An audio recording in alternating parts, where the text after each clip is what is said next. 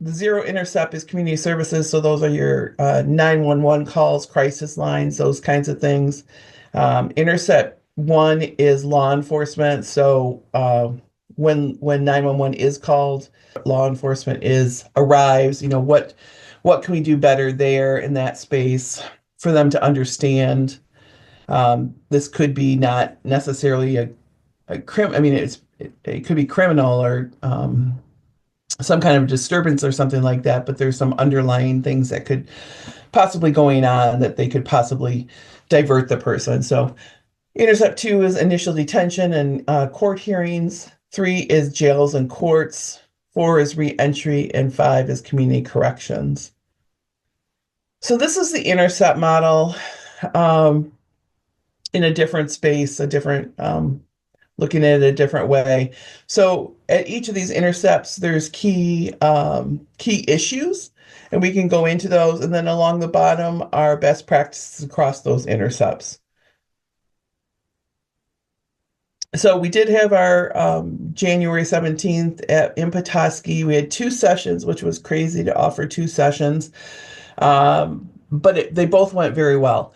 The one had about 40 participants, just under 40, and the other one had about 25 to 30 participants. So we ended up having 10-minute weeks instead of the 15-minute weeks, but it was very good. And then we had that panel discussion, which was also very good. We are in Alpena on February 18th and in Gaylord on March 20th. And then we're looking at possibly an event on Central Michigan's campus, CMU.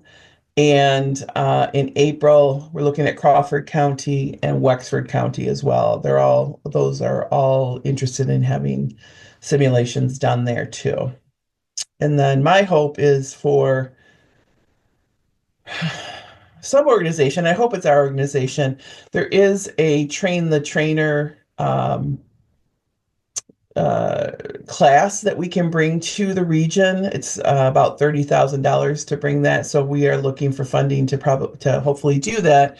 And with these train the trainer events through the sequential intercept model, we can train up to 25 people. So we could really look at the different counties that we've been working with or that we want to work with and getting a point person for each of those counties to help them understand the sequential intercept model and how you can bring people um, across those different areas to help make it easier, make it better for our behavioral health people in our communities. Anyway, that was the end of that show. I'll stop sharing and we can put that up if we want to talk about the sequential intercept model. Any questions, anybody? I was very thankful for that part of the presentation, although it did run a little long at the Emmett one as far as like we didn't even get to like parole. But for me, that was one of my first real like experiences seeing it laid out like that and talking about alternatives to what it feels like we've been putting band-aids on things for so long, but to actually look at all the different spots along the way and what can we do different? What are the alternatives? And I really enjoyed that, making my mind work that way. Yeah, thank you, Lauren. And that was really one of the things that because it was our first time, we didn't really understand. So um, Stephanie Hector and Nicole Scott. So Stephanie's with Community Recovery Alliance and Nicole's with the court there, the recovery court. The two of them put together some questions along the intercept. So we had we had Natalie Weber from CMH. So she was kind of our point person for intercept 0 to 1.